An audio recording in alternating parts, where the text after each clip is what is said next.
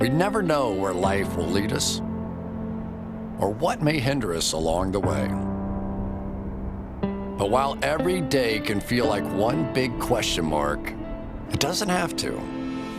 With the right insights, strategies, and solutions from Western and Southern Financial Group, together we can look ahead to leave the unknown behind. I mean, what's Pro Football Focus doing? Last week they had Brady. This week they got Brady. We're literally doing it differently from everybody else. As a matter of fact, moving forward from this point on, I will not make reference to PFF. Ready to get into it? Yeah. All right. We're going team by team. I would be very careful about slinging stones. Am I going to get sued? We go legal on this? I like football season, and all the things that go with it.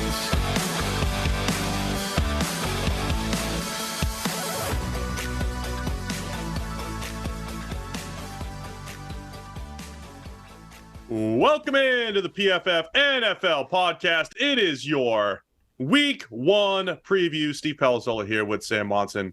That's right, I'm here from Parents' Basement, but we can still do it here, Sam. You ready to go, man? We made it, Steve. We made it. It's football. It's back. Real football, actual football, not stuff that is off-season, hype, rubbish, whatever, ways of killing time. We made it. The season starts today.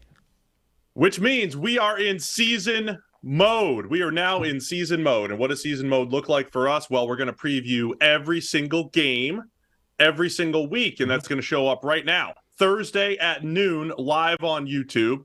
God willing, of course. We usually are on time. Thursday afternoons at noon. And then Monday morning, 7 a.m. Eastern. Are we still at 7 a.m.? I was trying to sleep in a little bit, but we're still back at 7 a.m. live on YouTube. And then the third show, which is what we did last year, we'll have the extra show on Wednesday. That's also going to be at noon, live on YouTube. And, of course, wherever you're listening to us, podcast land, it'll show up in your feed. Wednesday will be a special show, though, Sam. We're trying to get some guests and really do some fun Thursday night preview type of stuff every week. Yeah, that's it. We're going to try and get some big guests on to help us preview the specific week's Thursday games, because they tend to get lost in the shuffle a little bit. The Wednesday show is a lot of mailbag stuff and, some cool things that we'll keep doing.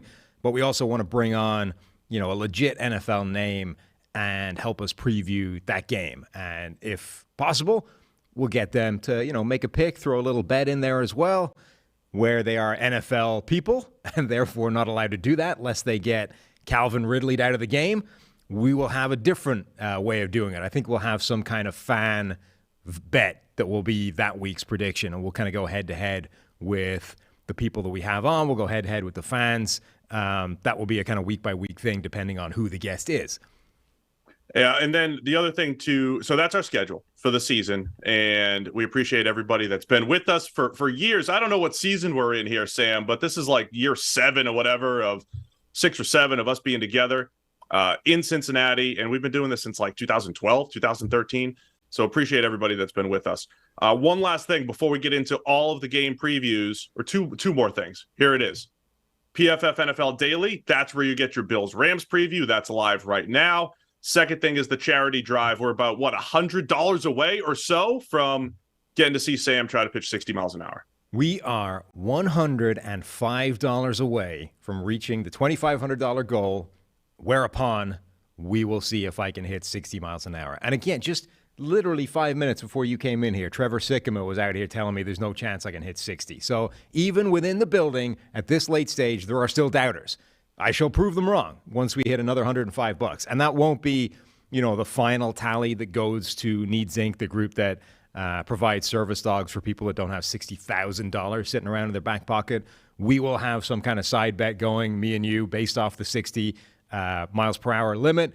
I will also rope Trevor into that since the man is such a doubter, and we will have some kind of extra sum of money that gets attached to this after we do the whole thing and figure out whether I can hit 60 or not. So my pinned tweet at PFF_Sam, the description of this podcast, go and donate, get us over that $2,500 goal, and then we can fire this thing up, unleash the cannon, prove that I can pitch a ball faster than John Daly could rolling off the couch in his beers, and look smug.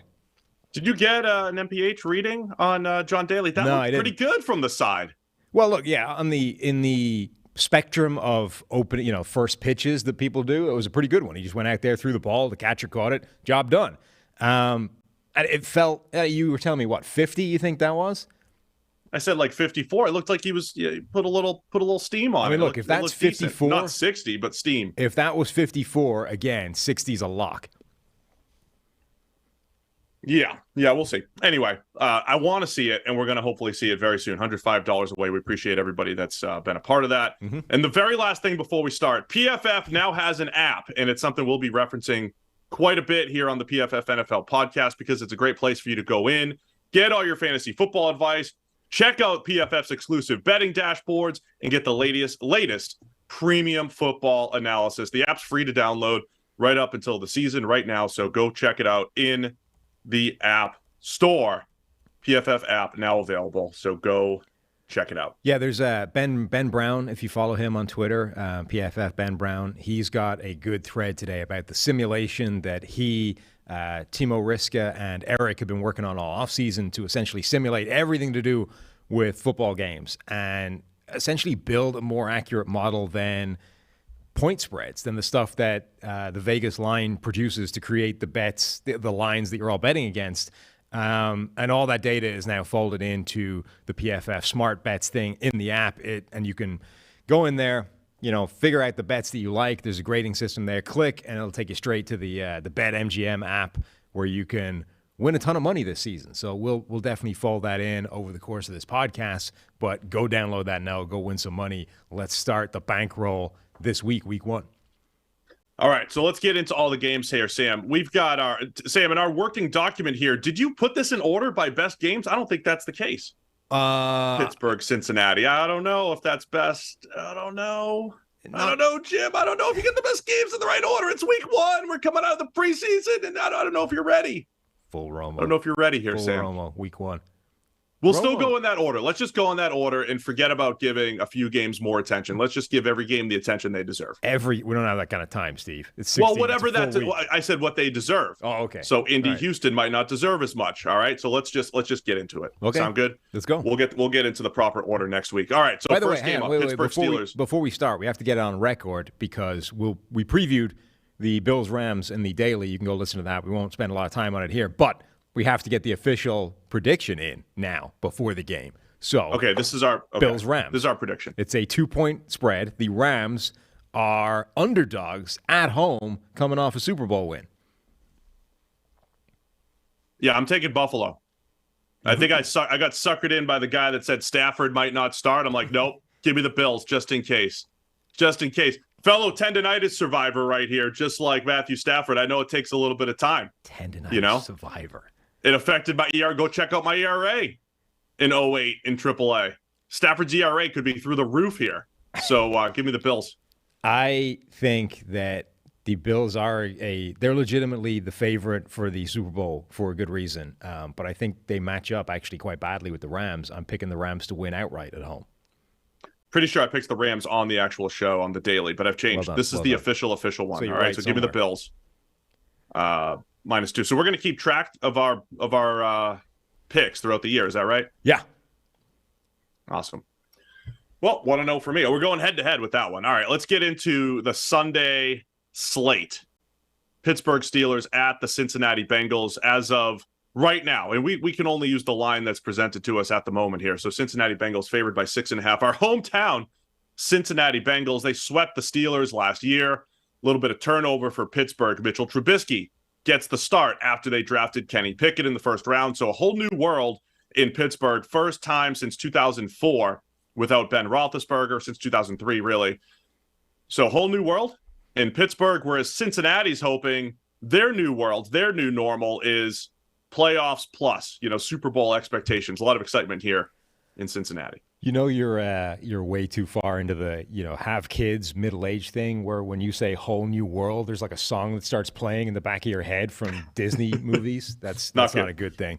Sorry to trigger that for you, man. Yeah, like legitimate PTSD, like Pavlovian reaction. Somebody rings the bell and the dog starts to salivate. You say whole new world and there's a song starts in the back of my brain.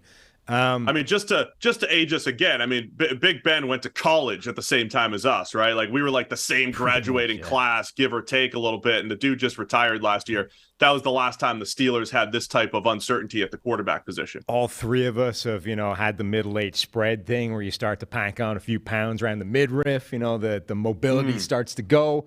You actually trotting around that field with your baseball game the other day looked a lot like Ben Roethlisberger escaping from a pocket these days. It was a similar type of movement. I was that slow, which is like exactly what I'm trying to look at here. A lot of people are saying, and I agree, the Pittsburgh offense could be better because that's how bad Big Ben was last year. Mitch Trubisky or not, Trubisky might at least, throw some YOLO balls down the field a little bit more often. Yeah, that's going to be the interesting thing to watch, right? Is what does this offense look like? Where does it land in the balance between what you lose from Roethlisberger getting the ball out of his hands incredibly quickly, fastest average time to throw in the NFL last year, fastest the year before that as well. He got rid of the ball as quickly as humanly possible every single play, basically. And the offensive line still gave up, a reasonable amount of pressure. So where does the balance lie between that, which is a bad thing? The offensive line is going to have to pass protect for much longer on average this year, whether it's Trubisky or Pickett, than they did the last 2 years with Roethlisberger. That's going to be a negative for the offense. But on the positive side, either quarterback is likely to want to push the ball deeper down the field than Roethlisberger did, and both quarterbacks are more mobile than Roethlisberger has been the last 2 years. So that's a positive for the offense. So where those two things land in terms of balance, overall net for the offense versus last 2 years is going to be interesting to watch. And this is obviously the first analysis we have of where that's going to fall in the spectrum. Mitchell Trubisky, basically his career, a low to mid 60s PFF grade.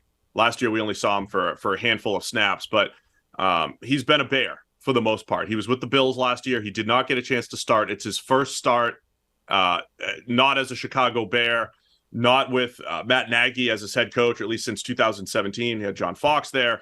I don't know if we're going to get the answer this week, but can Mitchell Trubisky actually rejuvenate his career? That's the first question. How long can he hold off Kenny Pickett? See, those are two very different questions to me. Like, I'm already effectively no on can Trubisky rejuvenate his career, and are we going to get, Act 2 where he's a great starting quarterback going forward, even if it's not in Pittsburgh?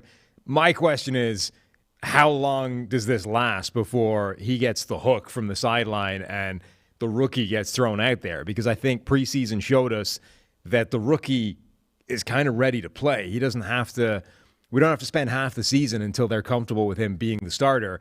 If they have to do it midway through this game, I think they're comfortable doing that. So Trubisky's on a ticking clock at this point. He doesn't have very many bad plays before they say, all right, that's enough of that, throw out Pickett. I want to make a quick comparison here because last year at this time, we knew that the Bengals didn't have a great offensive line. We didn't know exactly what Jamar Chase would be, but almost immediately we did see, okay, that dude's going to be a playmaker, and the downfield passing attack in Cincinnati will completely change. And the Pittsburgh game last year is when I used one of my examples of why the receiver might be more important than the offensive line. The offensive line got trashed, but Joe Burrow had 2 seconds to throw. That's all he needed. He throws it up to Jamar Chase against the Steelers for a big touchdown. My point is, can the great receivers protect the offensive line? I think the Steelers are trying that strategy. The offensive line has some turnover this year. You bring in Mason Cole, you bring in James Daniel. The tackles are still a question. So can Trubisky get the ball out of his hands quick enough to a pretty good group of playmakers, Sam? Deontay Johnson, freshly re-upped, making over $18 million a year. George Pickens, who we loved as a first-round pick, who goes in the second round, and then Chase Claypool. Can the Steelers have the firepower? Do they have this firepower to just match up with Cincinnati? So those are the questions in this game. And I think the Steelers' offense will be more explosive than they were last year, which, again, it was painful at times watching them. Other side, Bengals have that overhauled offensive line, and they get tested right away with T.J. Watt, with Cam Hayward, and a pretty good pass rush coming from Pittsburgh here. T.J. Watt versus Lyle Collins is going to be a pretty fun Week 1 matchup right out of the gate. Collins has that nasty streak as an offensive lineman. He's a really powerful run blocker. Even at his best, his pass protection was a little bit weaker. So that's just going to be fireworks right out of the gate. All right, man. Anything else you want to watch in this game? How are we expecting this one to play out? Can Cincinnati build off of last year's momentum where they were so close to winning their first ever Super Bowl? So this, to me, I think this is a case of a narrative game with both sides. I think people are a little bit too low on Pittsburgh and a little bit too high on Cincinnati across the board. The Bengals, I think there's a lot about their season or a lot about their sort of profile that suggests regression this year. They were 14th last season in EPA per play as an offense, including the Super Bowl run, including the playoffs. They were 23rd, I think, something like that, in successful play rate. Like, this was an offense driven off explosive plays, which are very volatile and, fluctuate year to year.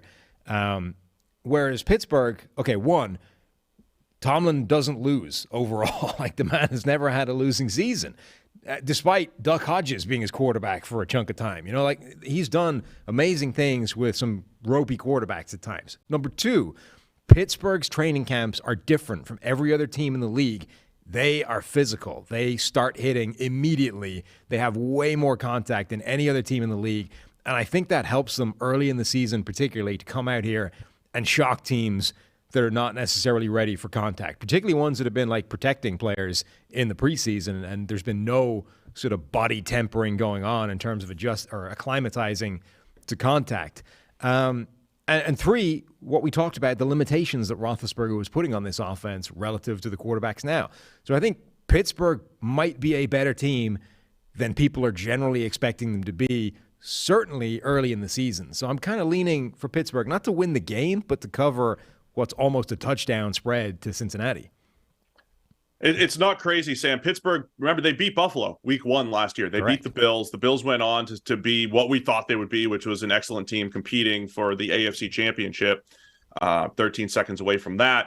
But Pittsburgh came out firing in week 1. So I get your point. I think Pittsburgh's secondary has a chance to make life a little bit more difficult for Cincinnati. They've added some depth there with Akilla Witherspoon coming back and Levi Wallace coming in. But I like Cincinnati. I think they will build off last year's momentum. Joe Burrow, Jamar Chase, spreading it around to all of those receivers. I think the new offensive line will look good right away. And Cincinnati's defense, I think, is going to be the key for this year. Offensive efficiency that you keep mentioning, but then the defense just showing up and having like a second half like they had against Kansas City last year, to being able to adjust. So give me Cincinnati. It's a lot of points, 6.5, but I'll take the Bengals to cover that in week 1. The poll that we have running in the chat live on YouTube has 88% of people have the Bengals at, I assume they're all picking against the spread, 6.5 points. That feels a little bit crazy to me. Yeah, if you're in the chat, make sure you're picking against the spread, and make sure you're smashing that thumbs up, the like button. That's how we really take off here, the PFF NFL podcast.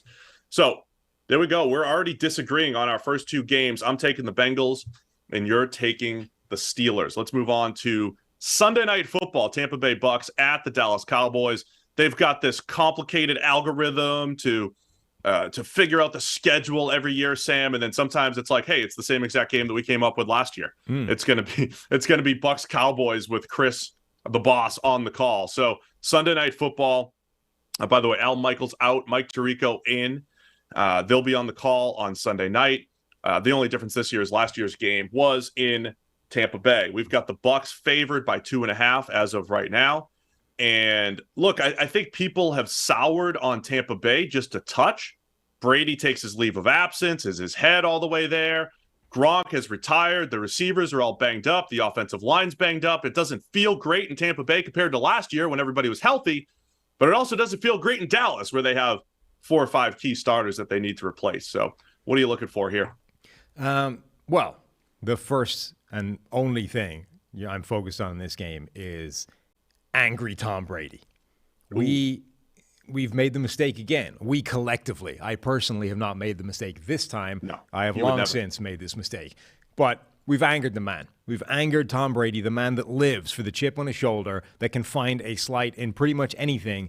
Brady is right up there with Michael Jordan, and I took that personally memes. Like, Last Dance Jordan and Tom Brady share an awful lot of mental similarities. the Brady 6 or whatever, the number of people that were drafted in front of him, were like 15 years later, and Brady is still moved to tears at the concept that people were drafted ahead of him that he since left in the dust while he becomes the greatest quarterback of all time, and those guys get washed out of the league. This man lives to prove people wrong, to the point where I think there is a non-negligible chance that he's only playing this year because Adam Schefter gazumped his retirement announcement.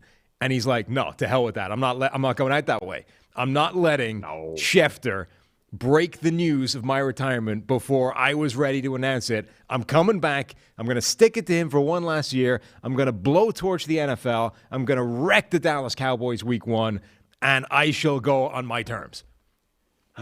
But the question is, the guy that loves every single rep and, every last calorie that enters his body is planned and controlled. He skipped 11 days of training camp. He missed. Come on. He missed a lot of reps. He missed a lot of reps with Russell Gage and with Julio Jones and the whole deal. Is his head still there? It's there once you get to Sundays. Like, who cares if he missed 11 days of training camp? All right. Just making sure. We're just making sure he's there. So the questions for the Bucs on their offense: Luke Gadecki going to start at left guard. He's a rookie second rounder out of Central Michigan. Robert Hainsey is going to start at center in place of Ryan Jensen, who's been put on IR. So yes, that is part of the question, is the interior of this offensive line. That's where you like to pressure Brady. Not that that's a strategy. That's just a place where if it's weak, you're happy about that. Mm-hmm. I don't know that the Cowboys maybe have the pass rushers to make that impact in this particular game. But they do still have Micah Parsons. They do have Lawrence on the outside.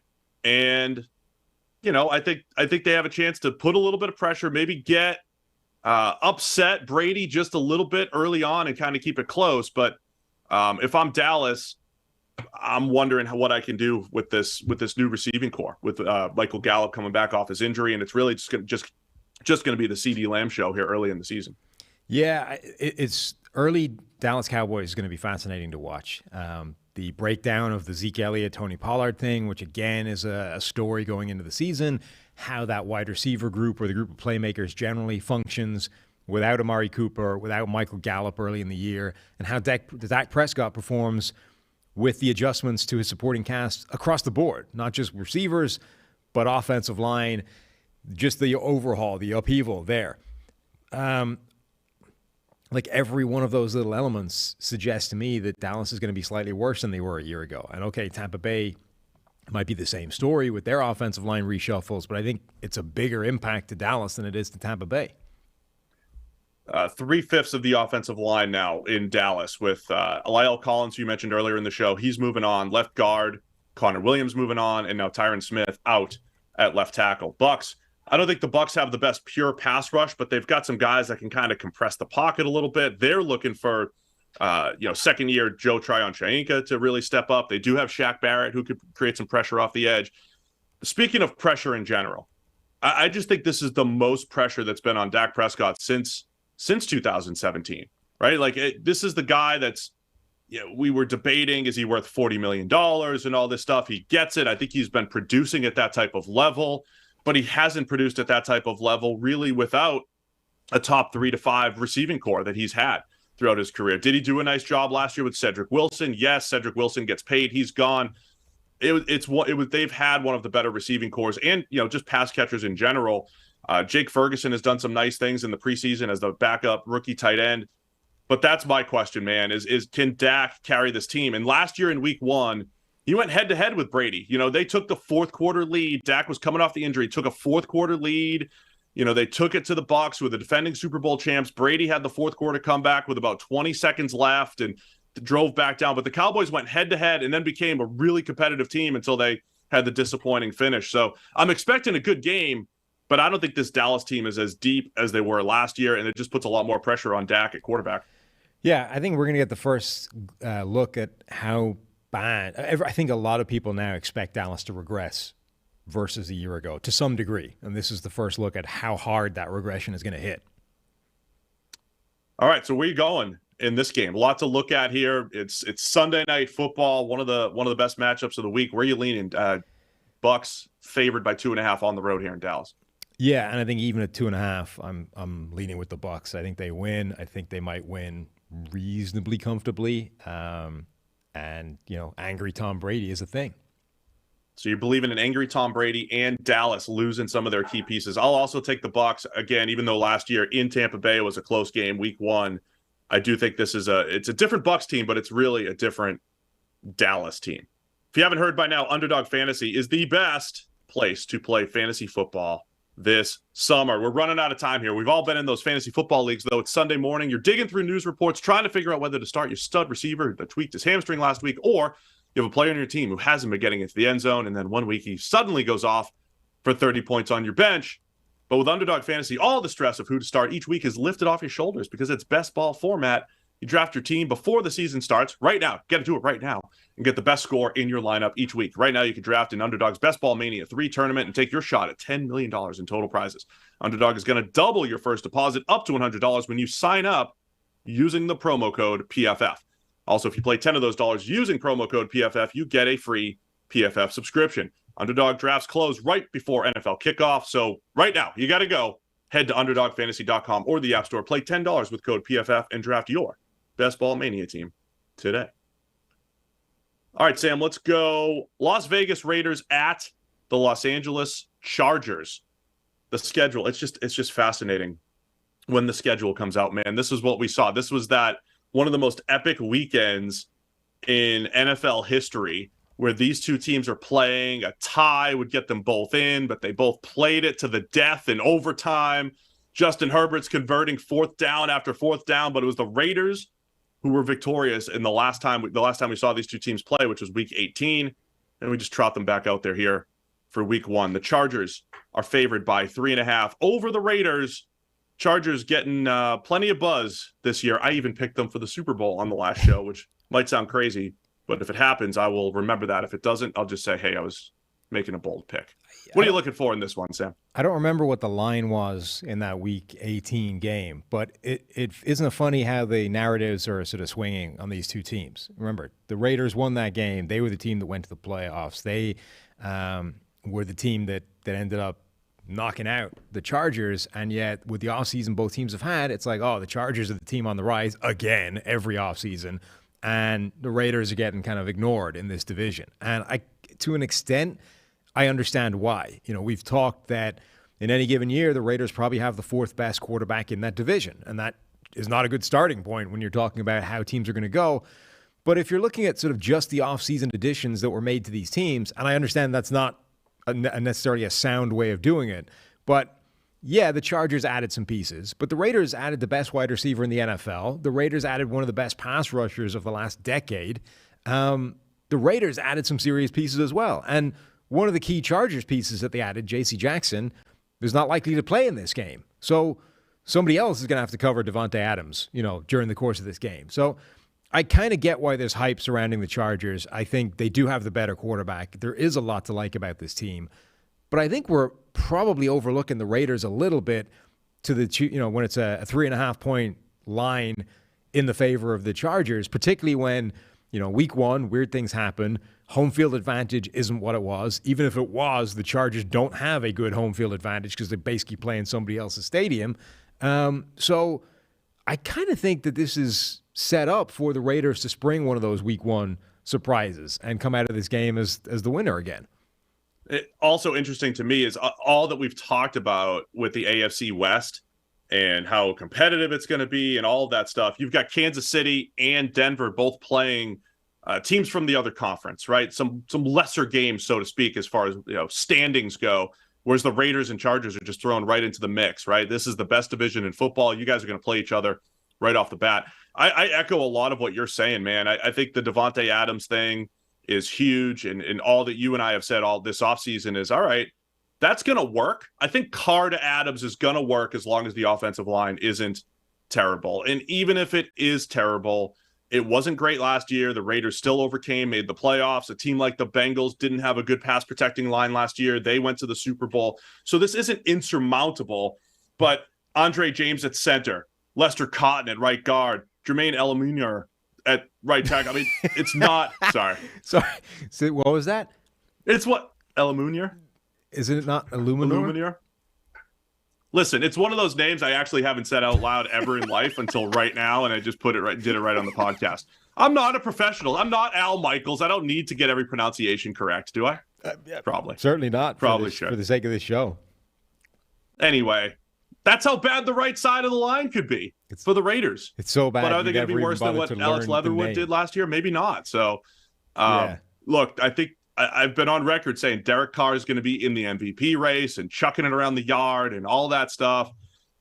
Josh McDaniels' first game here. There's a lot of great stories in this game here right off the bat in the AFC West. Yeah, the Raiders' line is bad, and it's definitely a reason to be concerned, and I fully endorse that as a thing that might hold them back overall. But it was terrible last year, and I don't think it's worse this year. I think actually it's kind of better than it was a season ago. Alex Leatherwood was a disaster at right tackle earlier in the season, was pretty bad at right guard when he got moved in there. Illuminor at right tackle is probably the best right tackle they've had over the last year. You know, he's better than Illuminor. Yeah. He's better than Leatherwood was. I think he's better than Brandon Parker was.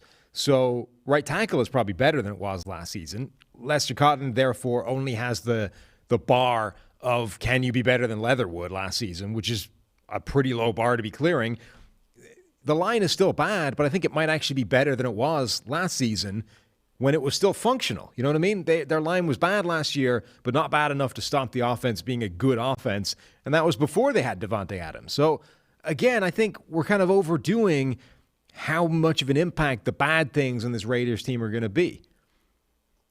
On the other side, though, that line's getting tested right away. Khalil Mack coming in, Joey Bosa, great tandem on the outside. You've got the player re-upped, number 3, moving to number 3 on the defensive side for the Chargers. Brandon Staley may be trying to replicate the Rams and what we've called that stars and scrubs theory. Not that the rest of the Chargers are scrubs, but clearly it's a superstar-driven team.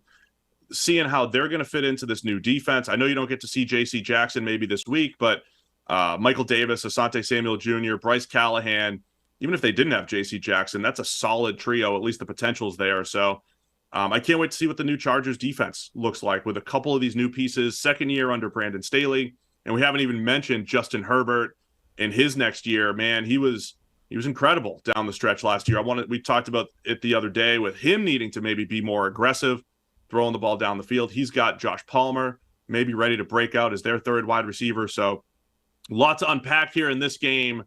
And I think we're going to learn a lot already with Josh McDaniels, Brandon Staley, and both of their respective teams. Yeah, agreed. Where are you leaning here, man? I mean, I said it earlier. I think the Raiders are the side of this. 3.5 points. I think they're being undervalued. They're being sort of we're unfairly focusing on the negative aspects of the Raiders team and not the positive, whereas the reverse is true with the Chargers. We're focusing on the good things, not the bad things there. It's not the most sound logical way of doing it, but I don't believe that if you take the same teams that finished the season last year and add the respective additions and subtractions to them that happened this offseason, I don't think that there's enough there that the Chargers are suddenly 4 points better off than they were the last time they played. Yeah, I'm just more. I think Staley and his defense and some of the new pieces there, they might just take a few weeks to gel. J.C. Jackson not there, as we mentioned. And I think Carr, remember week 1 last year, Carr threw to Darren Waller like 20 times or whatever it was, Monday Night Football against the Raiders. We might see that immediately with Devontae Adams. So I'm going to take the Raiders to cover once again, especially at 3.5. Give me the Raiders here, right here in week 1. As the offseason went on, man, I started buying in more and more. The Raiders fans broke me down. Yeah, even picking them over my Super Bowl pick here for the Chargers. All right, let's go. Green Bay Packers at the Minnesota Vikings. We've got the Packers on the road, favored by 1.5. Minnesota beat them at home last year. The Packers coming off of back-to-back number 1 seeds. So what are we looking for here, Packers, Vikings? I'm curious to see what that wide receiver room for Green Bay looks like, first and foremost. Is there going to be somebody that stands up and, is the real deal there? Can Romeo Doubs continue what he's done in preseason and in training camp?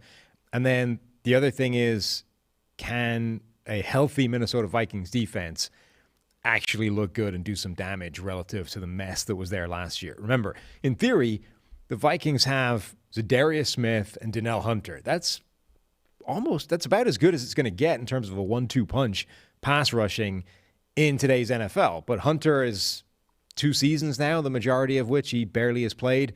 Zadarius Smith missed essentially all of last season with a back injury, which is never a good thing for an NFL player. So massive question marks there. But if you do get, like the last time we saw both those guys playing healthy, they were 2 of the best 5 pass rushers in the NFL.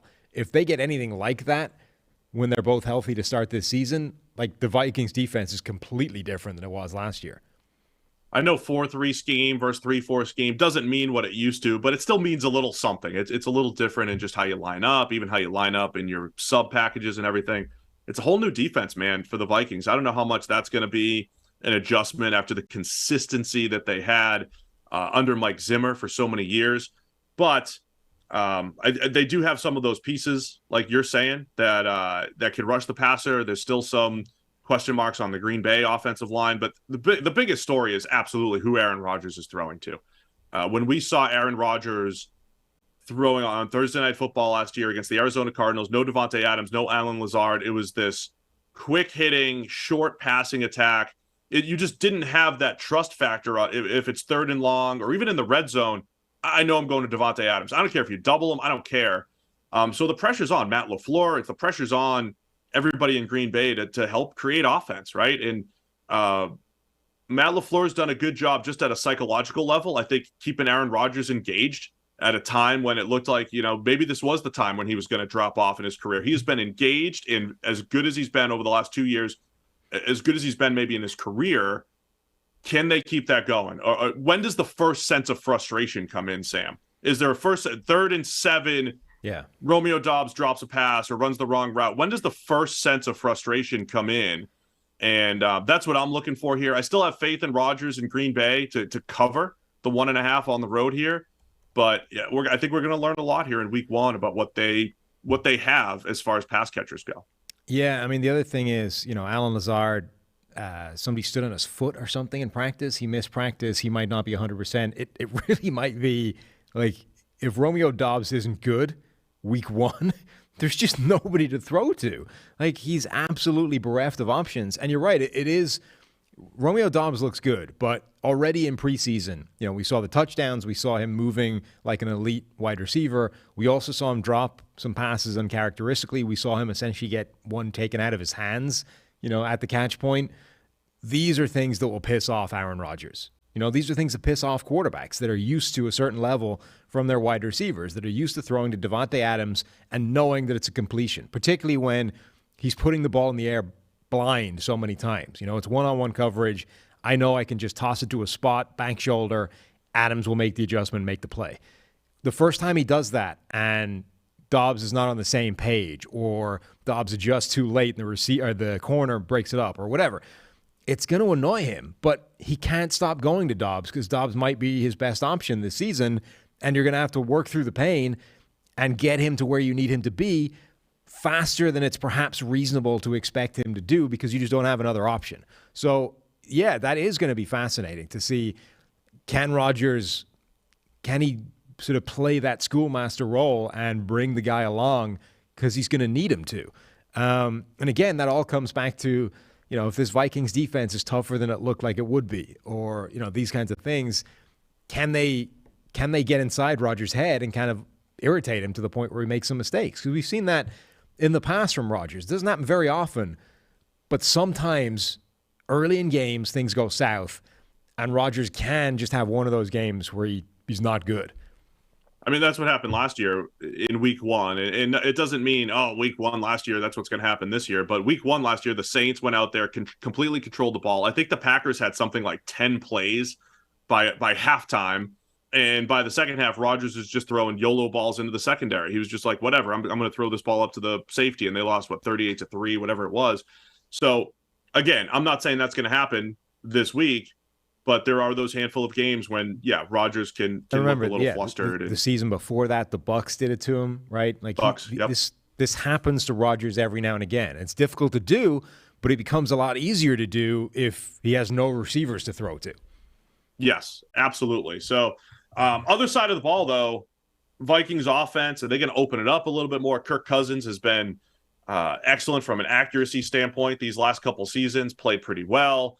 The question with Cousins that, we always ask is how much does he carry the load? How much can he carry a team?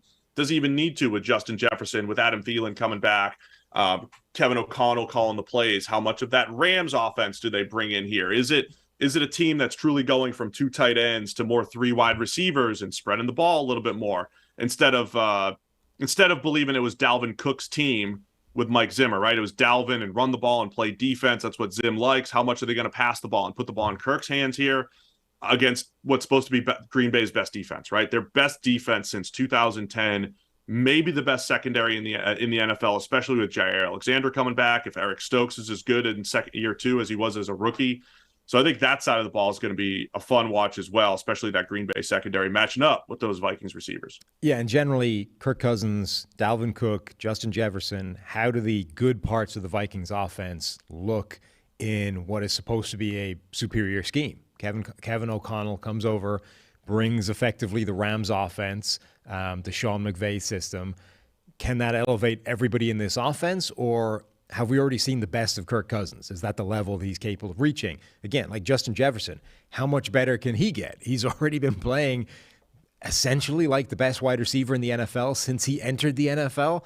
How much room is there to grow from that? Are we overestimating, Justin Jefferson's capacity to just go insane? Like, it's probably not realistic to expect him to have a Cooper Kupp season this year, because that's a 1-in-1. Like, we've never seen a Cooper Kupp season before, like last year before that, from him or anybody else. So expecting that is where Justin Jefferson can get to because he has comparable talents to Cooper Kupp probably isn't reasonable. So I think there's a chance that this offense doesn't actually look an awful lot better than it was a year ago, and it's not it's a sort of unreasonable expectation to expect it to just propel everybody forwards.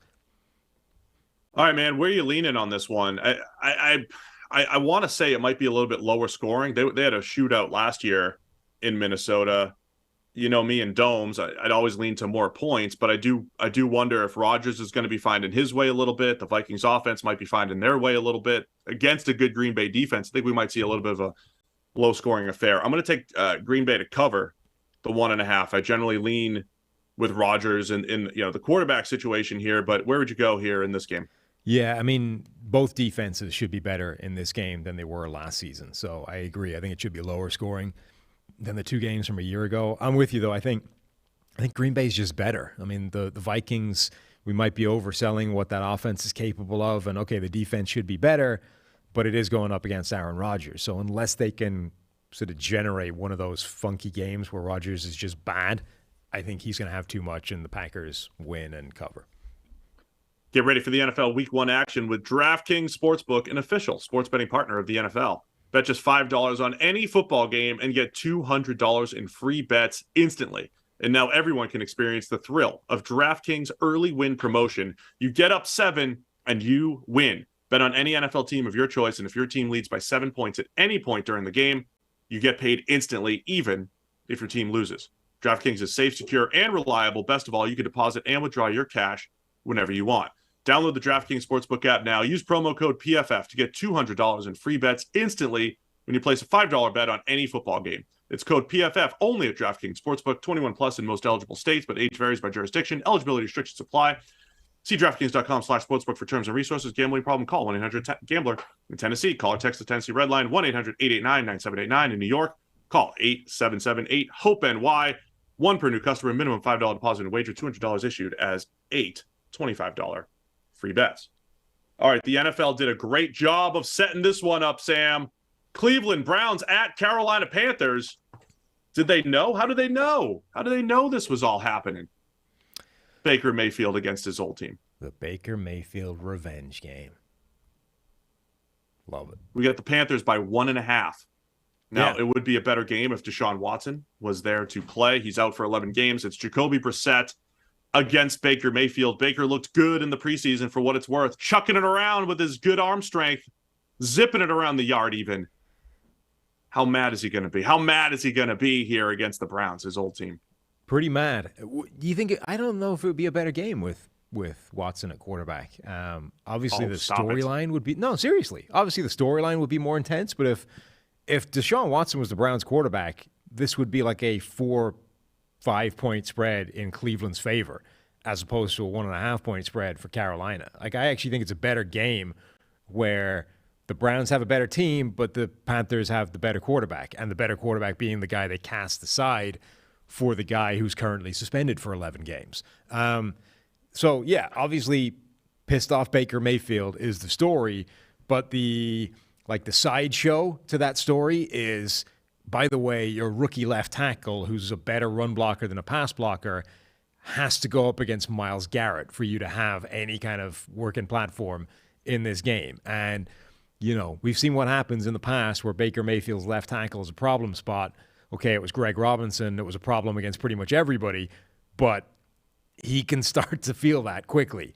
And if Myles Garrett is just wrecking Ike Ekwonu week one, if the Panthers don't have a solution to that, that could derail the whole revenge tour, right here. Like right off the rails, off the mountain, down into a ditch, blows up in a fireball. Baker just can't get it done because the dude's getting annihilated by Myles Garrett every snap.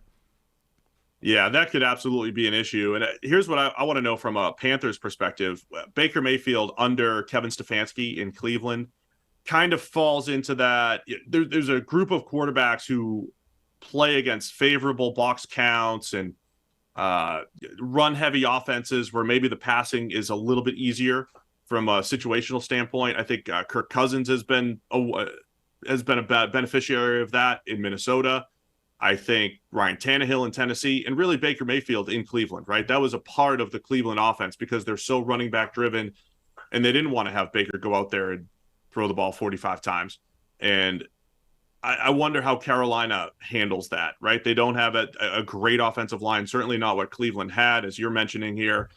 Christian McCaffrey's back, but is it going to be a little bit more spread to pass to set up the run, a little bit more on Baker Mayfield's plate in Carolina against a decent, just a good defense, I think, in Cleveland. They've got good pieces at every level of the field. JOK against Christian McCaffrey out of the backfield could be an awesome one. But like you said, Myles Garrett versus Icky, heads up, man. That is that has the opportunity to completely change what Carolina can do offensively from a game plan standpoint. Yeah, it's funny. We always obviously focus on the quarterbacks. You focus on the pass game. It's very rare that an individual one-on-one matchup in the trenches has the capacity to change the outcome of games. But this is one that has that potential. Myles Garrett is a defensive player of the year caliber person. He has had individual games where he has completely dominated. And as good a prospect as Ike Ekwonu is, it's a work in progress, particularly as a pass blocker. So, again, unless the Panthers have a plan for that, what happened? Like, even if it starts off, hey, go out there, play it one-on-one, see how it goes. And if it goes to hell quickly, this is the plan B. This is the adjustment we're going to make. Unless they have that in the bag, this is absolutely one of those matchups that can change the outcome of this game. For Jacoby Brissett, I do think the way that the Browns like to play football, look, I think Brissett's one of the better backups in the league. We've seen 2 seasons of Brissett as a starter from start to finish. He graded just under 60 in both of those years. I think that's enough evidence to say, okay, he's not a full-time starter.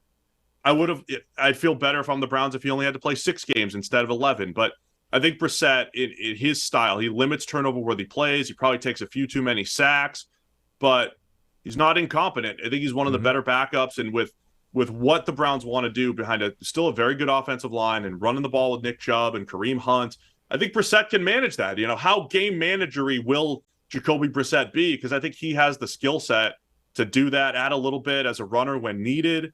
And it's just a matter if he does limit those turnovers, I think the Browns have a good enough offense to run the ball, make some plays on the outside. And but it's the Baker revenge game, man. And it's tough to overlook what I think Baker Mayfield's going to do. I think he's going to play well for the Panthers. Yeah, I mean, I think he'll play well as well, assuming that left tackle situation holds up. I mean, I think the narrative went out of control when it came to Baker Mayfield this offseason.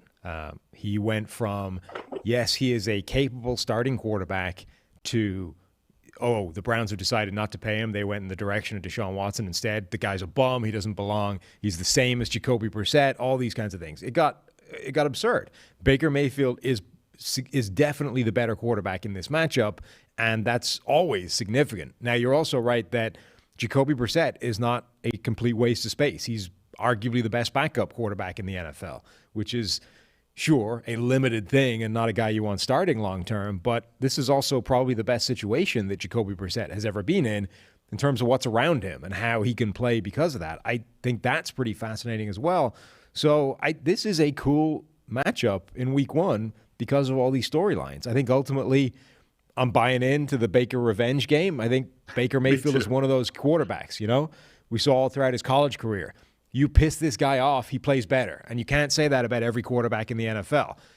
There are certain guys that play better when they're mad, when they have a chip on their shoulder, when they're specifically motivated by something.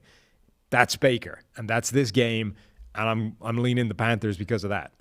It's a sneaky good matchup, too, with the Panthers receivers against the Browns secondary, Denzel Ward in Cleveland, and Greedy Williams, and Greg Newsome. It's a pretty good group. But DJ Moore is excellent. Robbie Anderson was coming off a rough year, but he's done it in the past as a deep threat and as a movable piece that they around the offense. Laviska Shenault, I have no idea how they're going to slot him into this offense, but I like him better as a 3 than I do as a 1 or a 2. Like he was forced to be in Jacksonville. And plus, you still have Terrace Marshall and Rashard Higgins there. Some pieces, man, for the Panthers. Just it does come down to that offensive line. If that offensive line gets completely blown up, Jadeveon Clowney's still there for the Browns. If that offensive line gets completely blown up, it could hurt. But give me the Panthers. Give me the Panthers to cover the 1.5. Believing in Baker. By the way, we've got some breaking news as it pertains to the PFF app. The app, it's out, it's available right now, but it's constantly getting iterated upon. It's getting added to as we go towards the season and then into the season. Now there is a start-sit fantasy feature available in the new update. Now, this is so new, so breaking, so I don't even know what the hell is in this, but fantasy start-sit built into this app is an absolute must-have feature because that's what everybody wants as they get up to set their lineup, as they try and adjust and figure out who they want to start in any given week. PFF's data right now is going to be helping you out there with the fantasy start-sit advice on the app. So grab that now. ASAP. I love it. Go check it out. That's breaking, huh? It's fresh off the hot off the presses, huh? Yeah, so much so that I don't know if we're even supposed to push that, but I'm doing it anyway. It might not be in the update might not be available just yet, but it's happening. So go check it out. Make sure you get the app. PFF. All right, we're both taking Carolina there to cover the 1.5. Let's go Philadelphia Eagles. This is your Super Bowl pick, right? The future Super Bowl NFC champion Philadelphia Eagles at the Detroit Lions. Eagles favored by 4. Man, I love the NFL. I just want to watch all these games, Sam. I want every single one. I can't wait. I mean, we've got the fighting Dan Campbells in Detroit who are just coming off of Hard Knocks and a lot of buzz and hype, and they're going to be better, and everybody at PFF says they're going to make the playoffs and bet the over in Detroit. You've got the Eagles in the Super Bowl. What are we going to see from Jalen Hurts? They added A.J. Brown, added Jordan Davis, Nakobe Dean, a lot of additions in Philadelphia to love. And so two teams that the buzz is trending in the right direction, but we'll overreact, and one of them is going to be trash after week 1. So what are we looking at here? Eagles at the Lions. Yeah, and it's not just me. Trevor Sikkema, he was fresh off the show that he does with Mike Renner now each day on the PFF just YouTube football channel.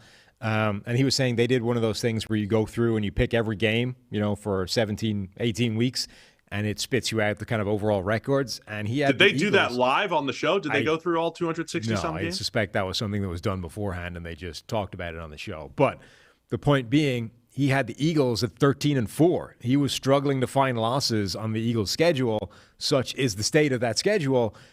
They're going to be good this year. And look, this is the first glimpse of it. Obviously, the A.J. Brown addition, how that's going to affect Jalen Hurts, how it's going to affect Devontae Smith.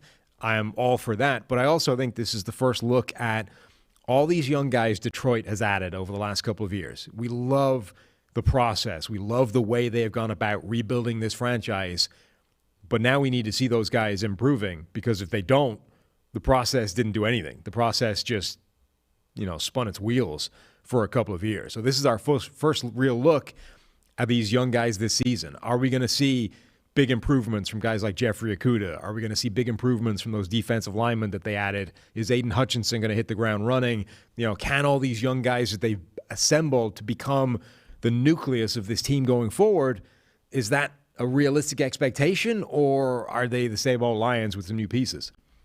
No matter where Aiden Hutchinson lines up, not a tough matchup, we'll say, against left tackle Jordan Mailata, right tackle Lane Johnson. So two of the best tackles in the NFL now for the Eagles. Still just an amazing story that Mailata has developed into that guy for the Eagles, coming from rugby.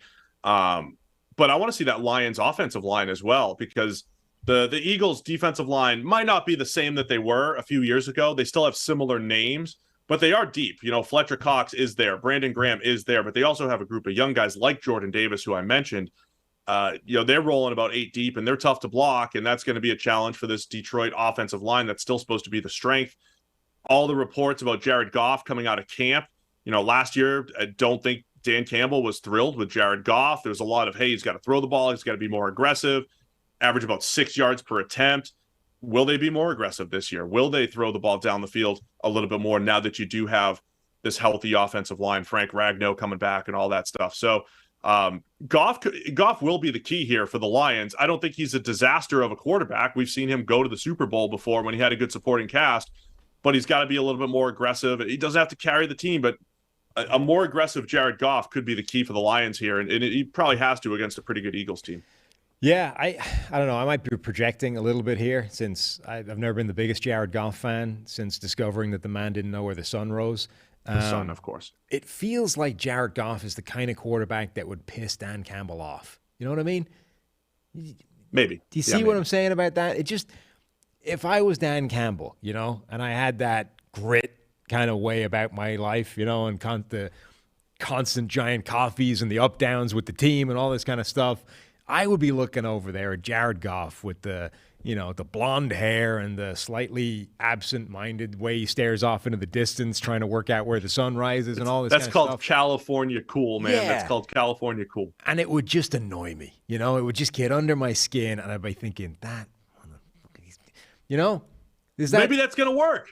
Maybe that's what Jared's going to use here in year 2. Or maybe Jared he just feels that coming off the coach, and it doesn't help. What do you think Dan thinks about when he looks at Mark Brunell? Oh, I think Dan buys in at Mark Brunell. Yeah. He looks gritty at Mark Brunell and he says, that's what I want. Yeah. There's the best lefty quarterback of all time. There's Mark a guy Brunell, that carried as a the quarterback, Jaguars. absolutely embodied the grit that Dan Campbell wants to see everywhere. Yeah. Maybe Mark needs to suit up one last time out there. Are we going to see this? Look, I'm buying into the Eagles for this week. I think they're going to cover the 4. I don't know if Detroit, all of the buzz around Detroit, I believe it. I buy it. I think they're going to be better. I think even coming out of some of the, training camp and joint practices and stuff like that, for whatever that's worth, sometimes you can just feel the competitiveness. It sounds all good in Detroit, but it sounds all good in Philly as well. And I'm buying them here in week 1. I think A.J. Brown immediately makes an impact, shows what he can do. And the Eagles secondary, man, they did a nice job of stitching that back together with guys like Chauncey Gardner-Johnson and James Bradbury to go with Darius Slay at the other cornerback spot. Yeah, I'm really excited for what this Eagles team can be, and I think obviously week 1 is where it starts. All right, let's go Kansas City Chiefs at the Arizona Cardinals. Chiefs are favored by 6 on the road. Anytime you get Mahomes in a dome, I used to always say, hey, he's going to throw the ball 80-plus yards to Tyreek Hill, but that's not happening this year.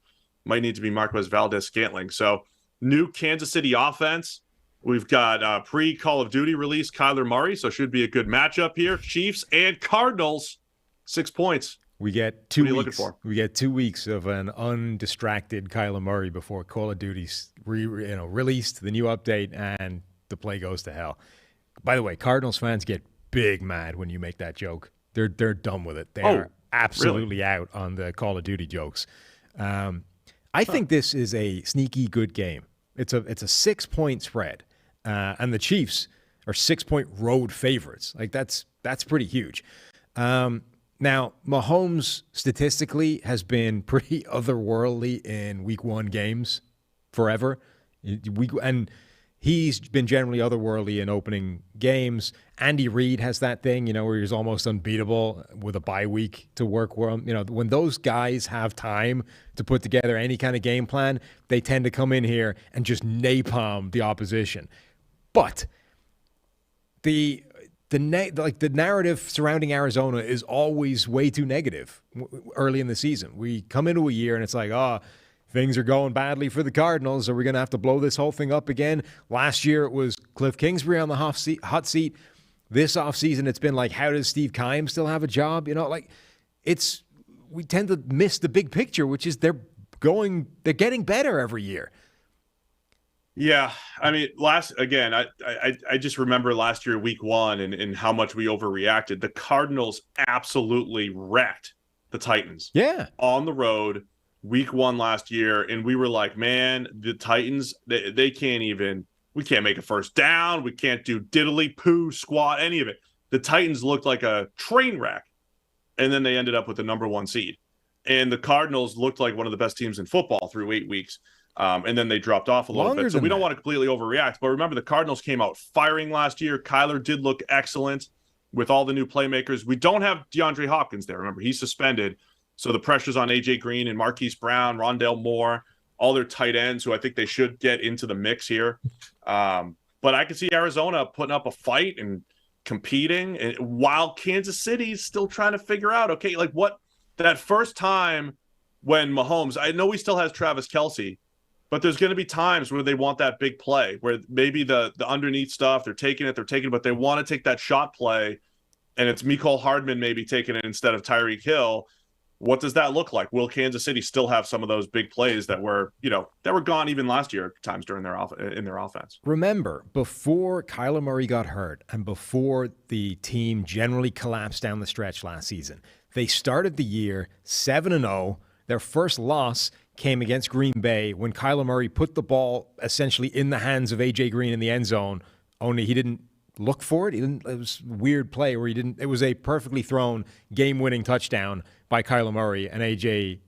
Green just wasn't on the end of it. So that was their first loss to a Green Bay Packers team who themselves were very good last year. They then beat the 49ers the following week. They effectively had, 9 straight winning games last season, even if one of them came up the other way because of A.J. Green. This was a dominant force of a team for the first half of the season last year. And because it collapsed, because it went south and Murray got hurt and all these kinds of things, we're like, they stink. Cardinals are bad. And this was that run after coming into the season saying, well, it's probably time to move on for Kingsbury if nothing, works its way in the positive direction. So everybody right now is expecting the Chiefs to go in there, Mahomes and Andy Reid to do their thing, them to absolutely crush the Cardinals. And I would just say, let's try and learn from the mistakes of previous years and entertain the possibility that this Cardinals team might actually be pretty good out of the gate. My concern with the Cardinals is similar to last year. It's the secondary, or at least at cornerback. Trayvon Mullen's a little banged up, but he's coming in from the Raiders. I mean, name-wise, Marco Wilson, Trayvon Mullen, Byron Murphy's played well in the slot. You just don't have the name, cachet in the secondary there for Arizona. They've done a nice job, I think, mixing it up, relying on their safeties. You've got Isaiah Simmons trying to play this hybrid safety linebacker star role that you see in college quite a bit. Zaven Collins, last year's first rounder, probably going to see the field. I just want to see what Arizona does defensively, both schematically against Kansas City, this too high narrative and making Mahomes be patient. And does that, happen again? I would say name-wise, that's how Arizona should want to play. Anyway, you don't want to have a whole bunch of one-on-one matchups on the outside. And then they need to figure out how to rush the passer. I think Kansas City's offensive line, though, is going to have that advantage. And we might see Kansas City run the ball effectively against Arizona and win that way. But I don't know that we're going to get into shootout territory. Improved Kansas City Chiefs defense. I think an offense that's probably going to be a little bit more conservative. And maybe they've mastered their conservative way of play this offseason. So As always, week one storylines are fun, even though we don't want to overreact. We just get to see strategically what Kansas City's going to do. And I still like the Chiefs, but 6, man, it is pushing it, right? I mean, I think it started at 3 or 4, did it not? Yeah, I think it is just a little bit too rich for my blood. I think I'm kind of backing the Chiefs to still cover because of that Mahomes, Andy Reid week 1 thing. But this would not shock me at all if the Arizona Cardinals looked good in this game, and this was a tough battle for Kansas City. I talked myself back into Arizona here. Normally, too, if you put the Chiefs in the dome with the speed and all that stuff, I just don't know that they're the same team. I don't know that they're the same team that's going to, win the track meet, so to speak. Again, not to take anything away from Mahomes. I think he's going to have another awesome season. I think they're going to create offense and the whole thing, but they're not maybe the same dominant offense that they've been in recent years. So give me Arizona to cover the 6 as that thing keeps creeping up here. Okay. All right, let's go Monday Night Football here. Denver Broncos at the Seattle Seahawks. How did they set this up, man? Russell Wilson at Seattle in week 1. Russ's Broncos favored by 6.5. We got Geno Smith tearing it up in the preseason, winning the job over Drew Lock, and then we get to see Russell Wilson make his debut. Whole new team here with the Broncos. Yeah, I mean, obviously the Russell Wilson Seattle thing is a compelling storyline, but this feels to me like the primetime games this week are, that meme with the 3 dragons where 2 of them look really mean and angry and the third one is kind of goofy and not so scary. That's like Thursday Night Football, Bills Rams opening day. Sunday Night Football, Bucs Cowboys was a great game last year, and obviously the Cowboys are the Cowboys. And then Monday Night Football, Denver going back to what should be a pretty bad Seattle team. It's like, okay. So yeah, Russell Wilson, fine. I'm obviously interested to see what he looks like in Denver, but I'm kind of all right. I'm buying into the Geno thing now. Not that he's going to be great, not that he's even going to be particularly good, but I'm now Geno curious. I think I've seen enough from Geno to I'm all right. I'm interested to hear more. Show me what else you've got. He was legitimately good in the preseason. 5 big time throws, an elite grade. We know Geno has been a very limited quarterback throughout his previous career, and even last season, his time starting, it was okay. It was good, maybe not great, but all right. I'm kind of buying in. The idea that he might actually produce reasonable quarterback play for this team and make them massively more interesting than they would be otherwise. Geno curious, huh? I mean, look, every quarterback ranking, I get asked this a lot by our friends in Seattle when I do radio up there, like, hey, why Geno keeps getting ranked in the bottom third of quarterbacks? I'm like, well, he has to, of course. Yeah. I mean, there's no track record there for Geno Smith. But when you're putting together rankings, it's like, all right, this is just the most likely outcome, even if you put him at 32. And Geno Smith might be QB 32 as far as preseason. Of the 32 starters, who do I want starting my team? Part of that, what's baked in there, though, is like a little bit of hope for Zach Wilson and hope for Trey Lance. And doesn't mean Geno Smith's definitely going to be the 32nd most productive quarterback, but I think that's where you have to put him right now. At the same time, DK Metcalf has an 86 grade in the few games with Geno Smith, played really well. You still have Tyler Lockett. My question is going to be on that offensive line where you have the 2 rookies, Charles Cross, Abraham Lucas, at the tackle position. Because Geno likes to hold the ball. He still got sacked over 10% of his dropbacks last year. That's way too high. He likes to hold the ball, even if he's a good thrower of the football. So, yeah, I'm a little curious with Geno Smith, too. I think anybody that you just get the more data points and can they rejuvenate? Are they different than they were the last time? Maybe. But I think it's Geno Smith combined with this overhaul of the Seattle roster outside of receiver. That's what's going to be pushing against him too much. Whereas Denver now finally has a quarterback to go with a pretty talented team. I think they've got some good pass rushers to exploit Seattle's offensive line. So yeah, I like Denver. I like Denver to cover. I like Denver to win this game. 6.5 could be rich. I think there's an element of the emotions, and I don't know how much you can draw from, say, Tom Brady going back into New England against Tampa Bay. I thought with Tampa Bay last year, I think Brady played well. But it was just this close, hard-fought game, and it came down to the wire. You could see something like that, the emotions, Pete Carroll, the run-first attack, keeping it close. So I could see Seattle covering the 6.5, but I think this is Denver's a much better team, I think, on paper. Yeah. Yeah. I mean, as I say, I'm intrigued to see what Geno can bring to the table, but we are talking about a team that should be a playoff / Super Bowl contender against the Seahawks, who might have the worst roster in the NFL, top to bottom. So what do you think we see from Russell Wilson? It's essentially, it's another new offensive system for him, but do we see Nathaniel Hackett with a pretty good duo of running backs with Javonte Williams and Melvin Gordon? Do we see another run first attack where they say, hey, Russ is at his best throwing the ball 25, 30 times a game, creating chunk plays off of play action, or do they put more on his plate, and does it look more like a Green Bay spread to run type of offense? Yeah, I honestly don't know what it's going to look like, and I don't know how good he's going to be within it. So these are all things to be monitoring as we get into the season. But I think overall, my opinion has kind of gone full circle, and I'm concluding that, there may be a percentage that Russell Wilson is different from the top quarterbacks in the NFL, but the gap between him and the guys they've had in the job previously is so huge that it's going to be like, that's the most important thing. That's what's going to propel Denver forward and make them a really good team. And then maybe what holds them back in the postseason is going to be that Russell might not have that like extra 10% in the tank without a great team around him. But I think ultimately, they're going to be a much better team than Seattle, but in Seattle, I think the Seahawks will cover what is a pretty big line. Sample size issue and caveat here. Geno Smith played low 70 ball last year. Low 70s grade as far as PFF goes. Russell Wilson last year finished with a 74 grade, even lower if you take out all of the games before his injury.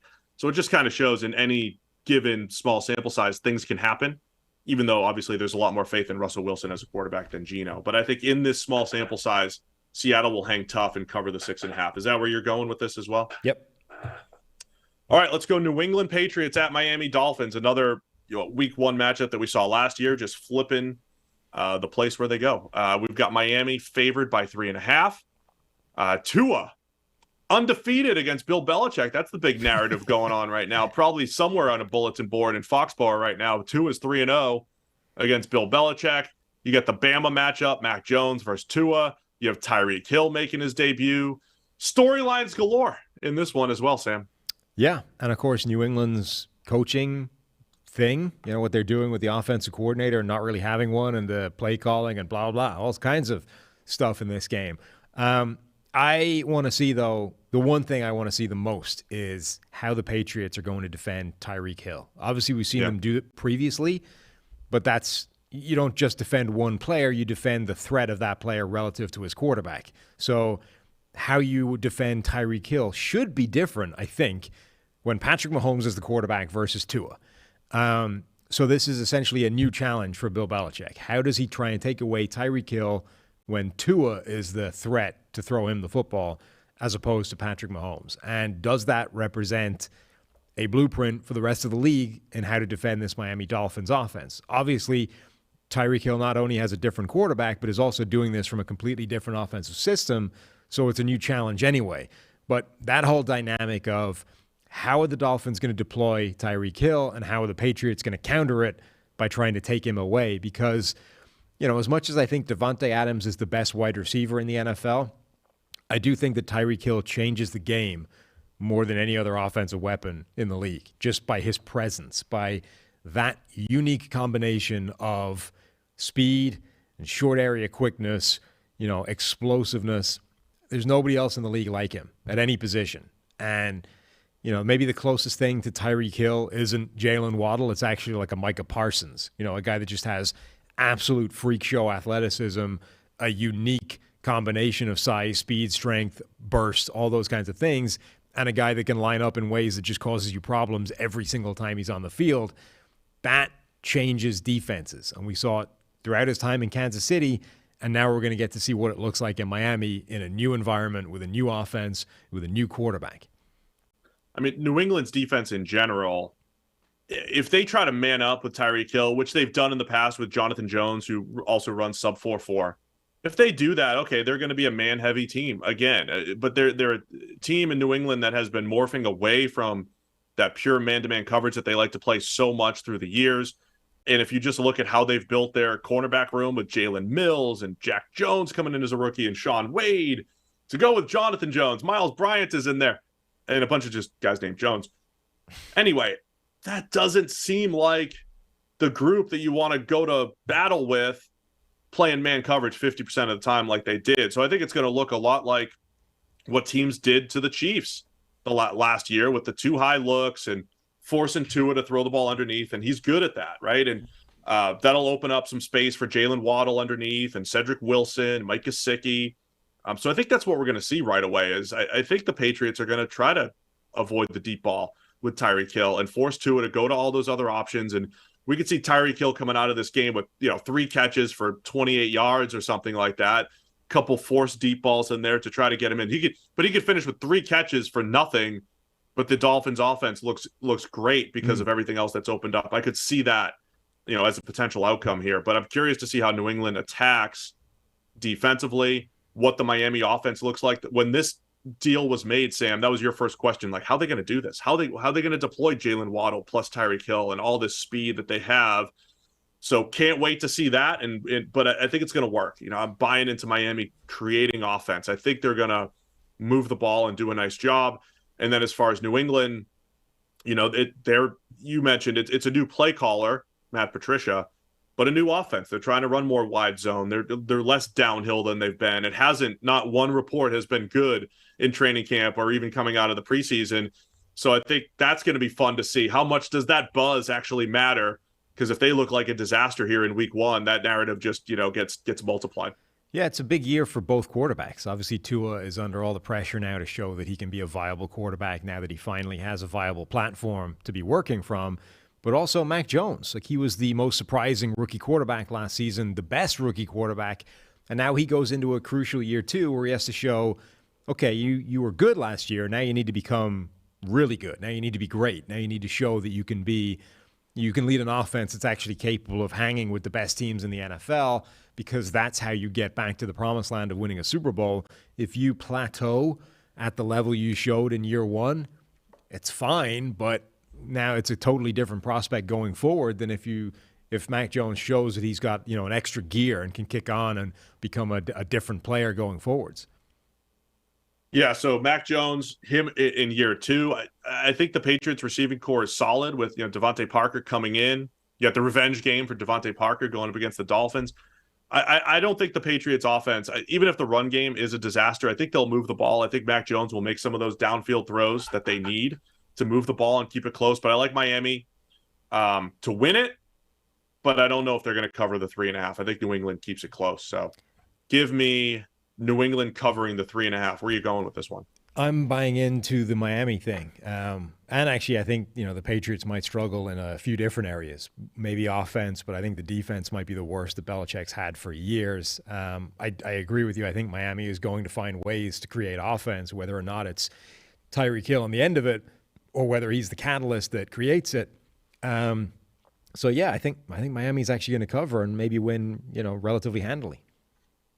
All right, San Francisco 49ers at the Chicago Bears, a battle of year 2 quarterbacks, Trey Lance and Justin Fields, and 2 guys in complete opposite situations. It's hard not to think back to, say, the QB class of 2018, Baker Mayfield, Sam Darnold, Josh Allen, Josh Rosen, and Lamar Jackson.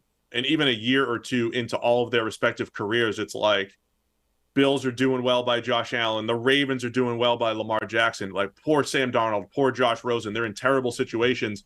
Tough not to think back to that, where Trey Lance is now in this incredible situation, taking over a 49ers team that went to the NFC Championship. You've got Kyle Shanahan calling the plays, and Justin Fields is right smack dab in the middle of a complete rebuild in Chicago. Yeah. This, though, is one where I'm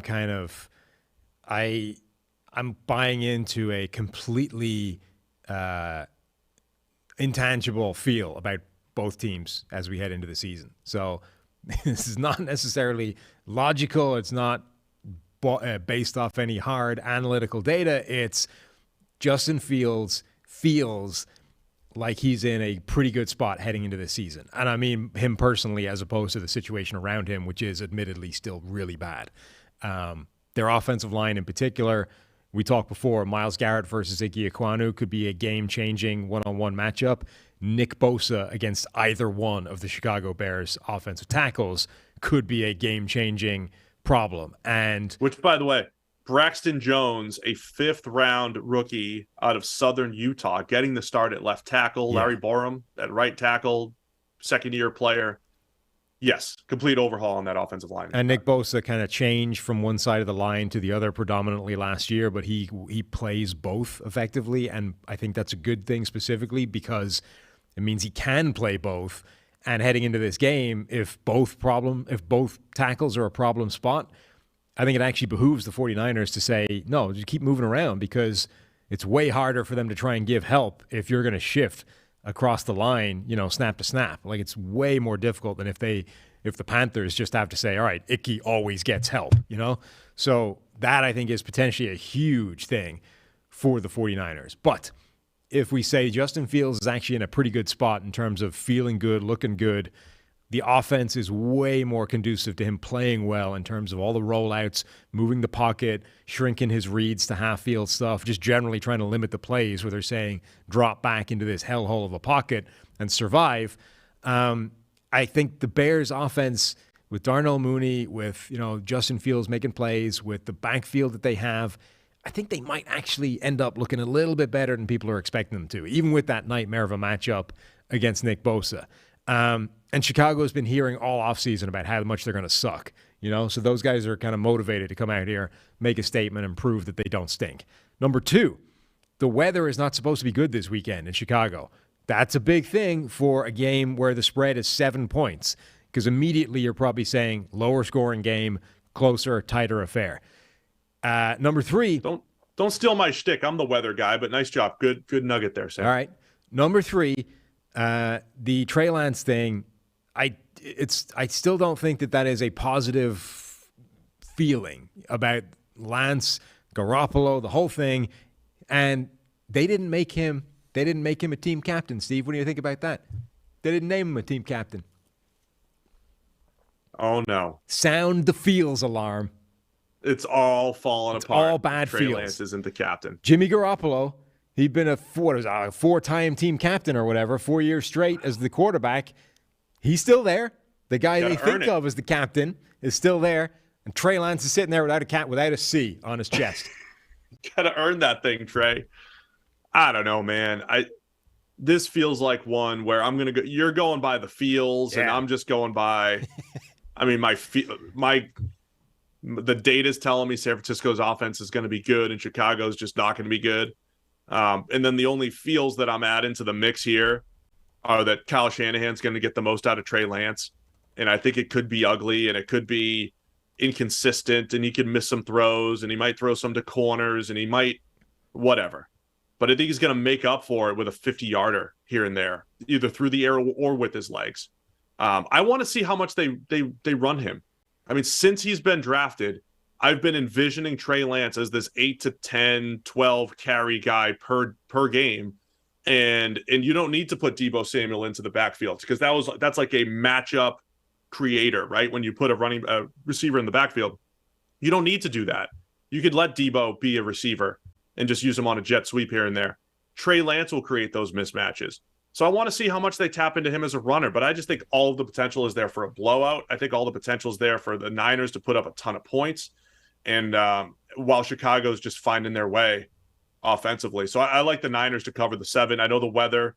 I'm a big weather guy, Sam. Don't have to worry about this in Chicago in the future with the new field and all that stuff. That'll change the way the Bears play football, I think. But I like the Niners to cover this one. I'm buying into Trey Lance creating big plays here. Yeah, I still think that the potential of what Lance in that Kyle Shanahan offense can do is through the roof. But I do think that it's my concern here is less about that San Francisco is fraudulent or they're not good or blah, blah, blah.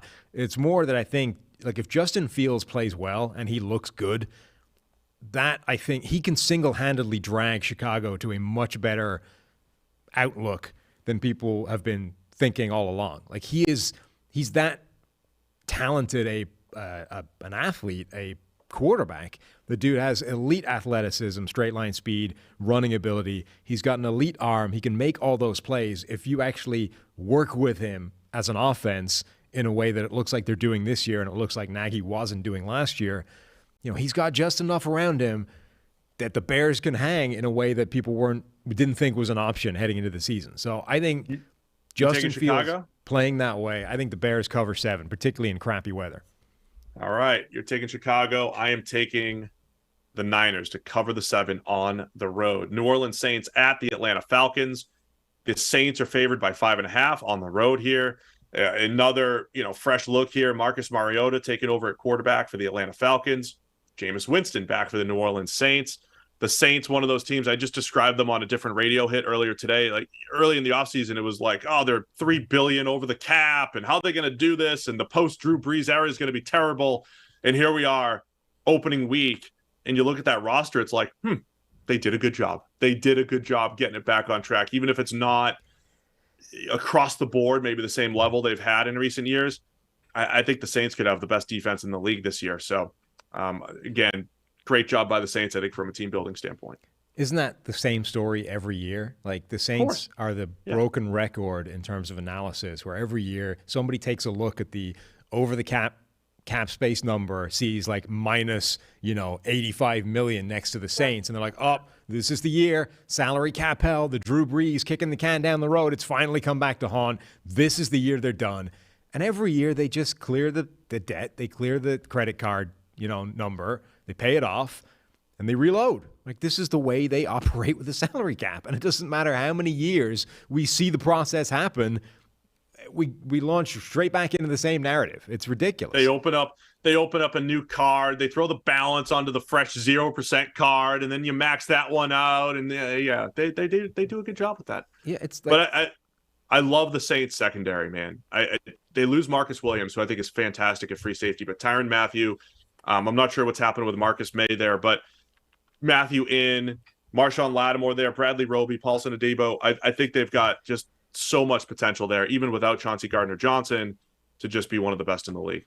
Yeah, I mean, the Saints might have one of the best rosters in the NFL. The problem is that arguably their biggest weakness is quarterback, and they don't have the magician as a head coach in Sean Payton anymore. So the level that you can expect the quarterback to be improved simply because of the coaching is probably lower than it's been in the last decade or so. So there's reasons not to love the Saints. But if you just looked at the roster, you would be like, oh, this is one of the best teams in the NFL.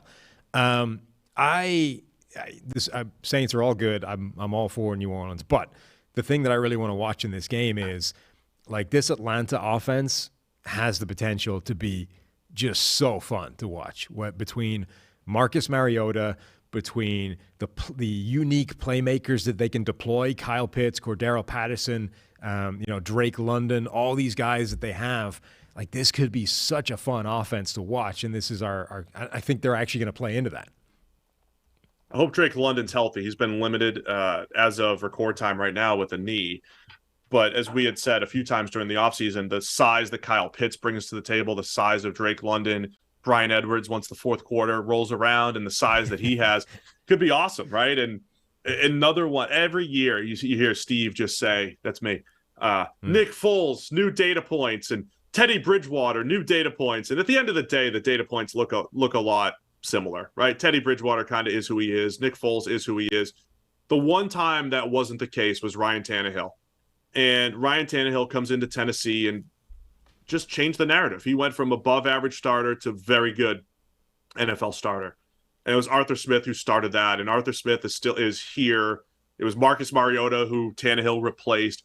Can Mariota have a similar, rejuvenation to his career? More Marcus Mariota data points. The first time we get to see him as a starter in a new place.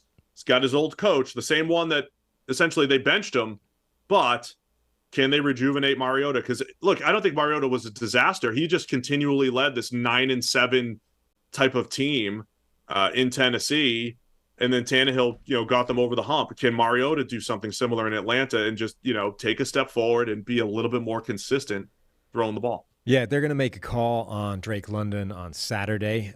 It would be huge for them if they did have him in the game because for a couple of reasons. Obviously, he's their number one pick. He's a theoretically really big, impactful playmaker for them. I think we saw 5 snaps of preseason, but the snap where he got hurt, we saw how they're going to use him. In breaking routes, use his size, his ability to run after the catch and just get the ball in his hands. But the second reason it's big in this game in particular is because if they don't have him, you're going to see Marshawn Lattimore put on Kyle Pitts basically all game. And Marshawn Lattimore thrives against players like that.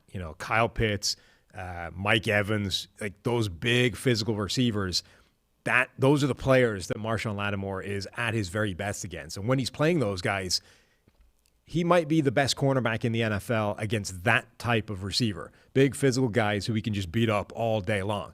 And we saw last season, Kyle Pitts was technically a tight end, but Lattimore was the guy that covered him the most during the 2 games they played. And in 2 games, he caught like 22 yards worth of passes. So if they don't have London out there, you're probably not just going to see the absence of London's production, but you're probably also going to see Pitts massively limited because Lattimore will get him. And that does leave that Falcons offense a little bit toothless. But if he's out there, Lattimore can only cover one of those guys at once, add in the other playmakers they've got, and that is some fun to work with. Great. It's a great matchup there, Sam. And look, I think that's kind of the story of Atlanta right now. I think I like where they're heading. They were already going to be working behind the 8 ball as far as dead cap space and roster building. I look at their defense. There's only 3 players there with above average wins above replacement that are in that starting lineup over these last couple of years, whereas the Saints have 8 players. So I just think the Saints, they're better across the board. And the Falcons, as you mentioned, if they don't have Drake London, the trickle down, the depth just isn't there yet. So I like the Saints to win and to cover the 5.5 here on the road. Yeah, I'm with you. I think, admittedly, as much as I like the Falcons offense to be pretty fun, I think the Saints are just better and they'll cover. I think you did a good job here in week 1. I think I see 16 total games. That's all of them, right? So believe it or not, we're 3/4 of the way through, about 3/4 of the way through the entire show and all the previews. So well done. 4 games left to discuss. Baltimore Ravens at the New York Jets. Another revenge game, Sam. It is just QB revenge week with Joe Flacco getting the start against the Baltimore Ravens. The Ravens are favored on the road by 7. The Ravens lost last year on opening day. A walk-off. They lost on Monday Night Football against the Raiders. What's the bigger Joe Flacco revenge element to this game, facing Baltimore, or the fact that we took him out of the intro of the show? I know we should get Flacco back in there. Well, if depending on what happens Sunday, we should sneak Flacco back in at least for the recap show. Well, we got to pay attention for the next Joe Flacco rant and then put that in there. All I'm saying is the Ravens had this run in week 1 where they just beat everybody by like 1 million, and then they lost last year. But week 1 Ravens, just like preseason Ravens, really, really good. Unbeatable. So Ravens by 7 at the Jets. Jets, there's a positive offseason, a good draft, some shrewd moves, rosters moving in the right direction. But they have Flacco under center. We still have questions about Zach Wilson when he comes back. Are the Jets ready to compete here with the Ravens? Yeah, it was a positive offseason right up until we got to the Zach Wilson injury, really. And since then, it's kind of been negative. So, there was this argument at draft time about whether the Jets actually had a good draft or whether they simply drafted high a lot of times.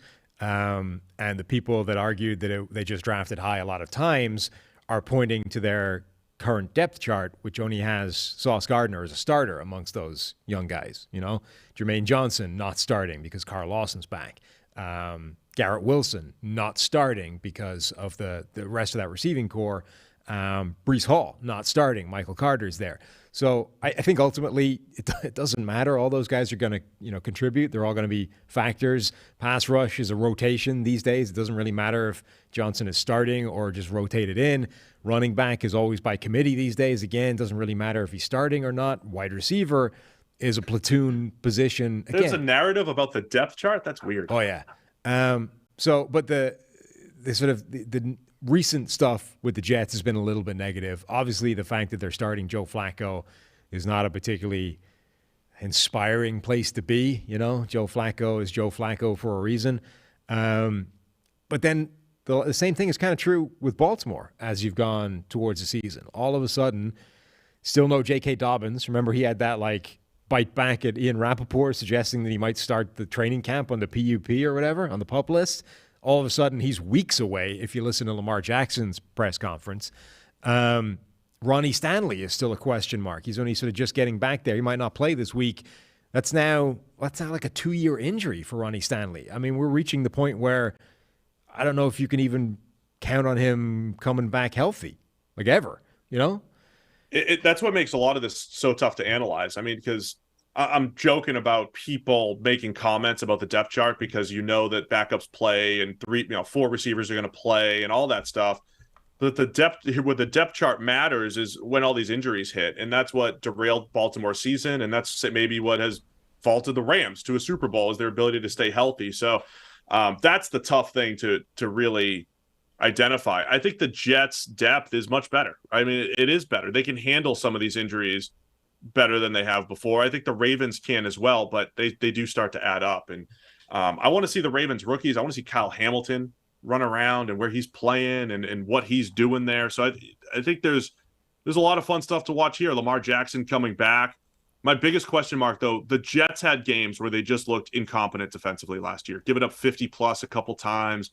The Ravens have that type of ability, right? From a Ronnie Stanley or not, from a run game perspective, Lamar, what they can do to keep defenses off balance.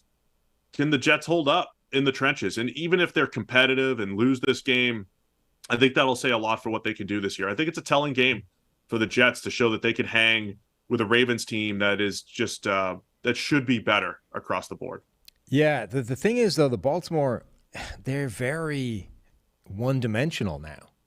They might be, but we don't. They might be. They're tough to figure out because in 2019, if you looked on paper and said how are they going to pass the ball, they were the most efficient passing team that year with Mark Andrews and who else catching the ball. It was the tight ends, and Lamar was fantastic. And maybe defenses have adjusted a little bit to that. But I don't know if the Ravens need the names like we like to list. I want the 4 names at receiver. I don't know if the Ravens need that. It'd still be better.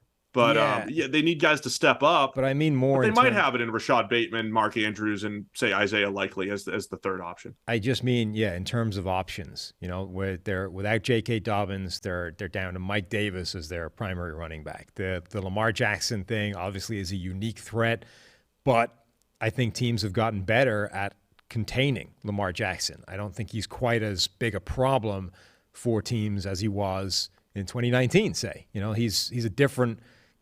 He's a different prospect for defenses. They understand better how to contain that, which is just an inevitable part of the constant chess game or cat and mouse game between offense and defense. The longer you do one thing, the better the opposition understands how to stop it. Rashad Bateman is really their only wide receiver. Okay, tight end is definitely a factor. Mark Andrews is great. Isaiah Likely looked phenomenal in preseason, but there is a very distinct blueprint now in how Baltimore is going to run this offense and therefore how you're going to try and stop it. And a guy like Sauce Gardner potentially changes the entire equation because you can just put him on Bateman and say, bye-bye, potentially. And again, you're making Baltimore's number of ways to win a lot more limited than when everybody was healthy.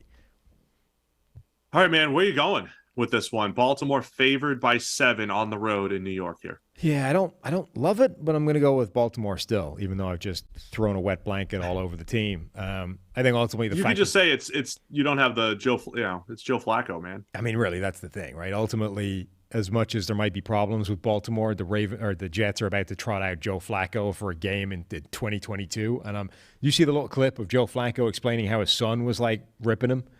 Like Joe Flacco's son was telling him how he stank, Oh, that's awesome. And look at Joe Flacco becoming so likable in his old age here. I mean, I'm just saying, I think his son might have been onto something,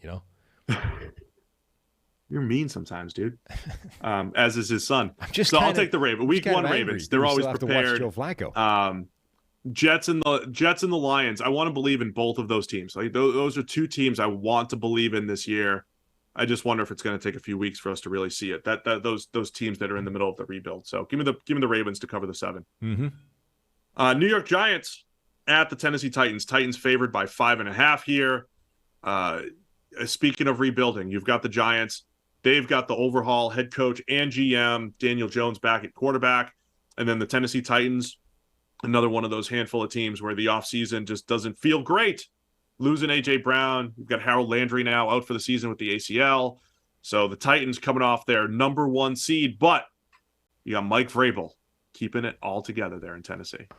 Yeah, the Titans feel a little bit like Arizona's defense to me in that I don't quite understand how it functions, but it's been functioning for so long that I kind of want to give it the benefit of the doubt.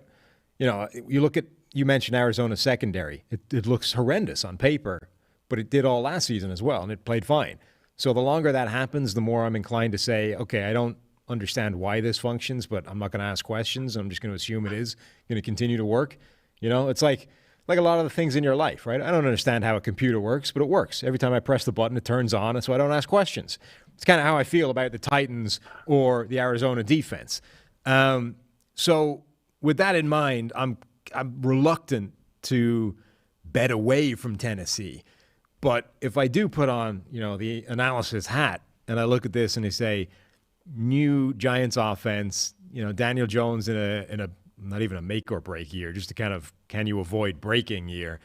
I think Andrew Thomas is a very good left tackle at this point. Evan Neal is supposed to be the answer on the other side, but looked a work in progress in preseason.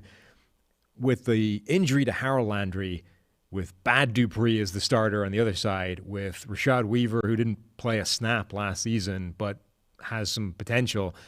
I mean, can the Titans get any pressure at all on this Giants offense? Like, sneakily, this could be a pretty nice introduction to the new Brian Daboll regime here in New York, and all of a sudden this offense actually starts the season, and we're back writing apology letters to Daniel Jones, based off that. I agree with you on paper because of the names, but at the same time, the Titans, like you said, you just know that they work.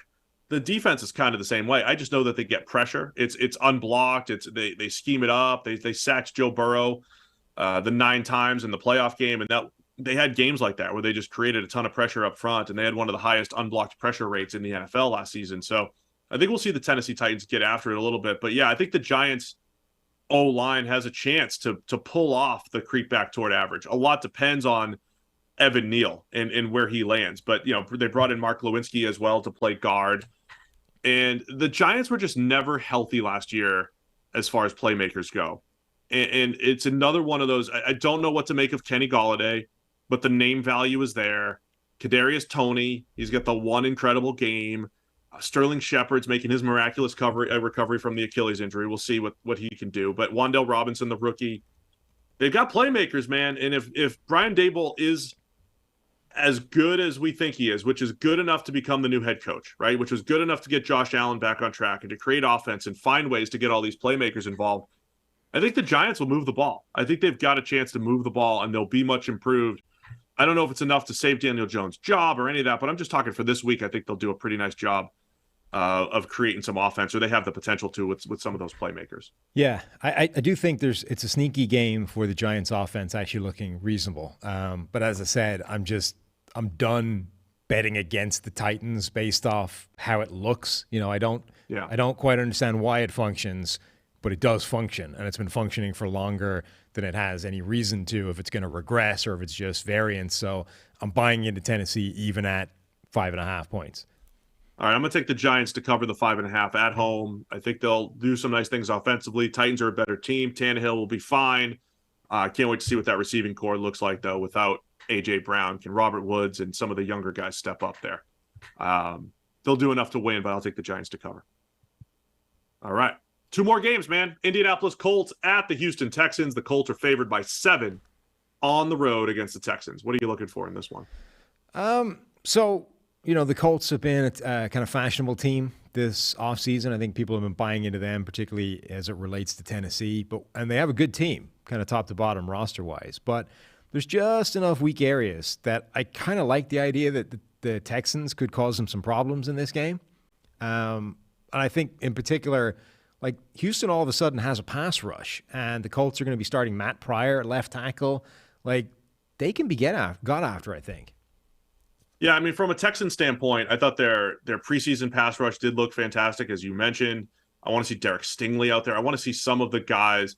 I didn't want to see anybody last year for Houston. I didn't think anybody was going to be a part of the rebuilding effort, right? It's like, all right, these guys are Texans for this year and maybe next year, and they're moving on. We have a chance to see who the future Texans are and what they're going to look like in the future. That part's going to be fun. The Colts hype is fascinating to me because it's not because of the roster. It's just so many people believe in Matt Ryan.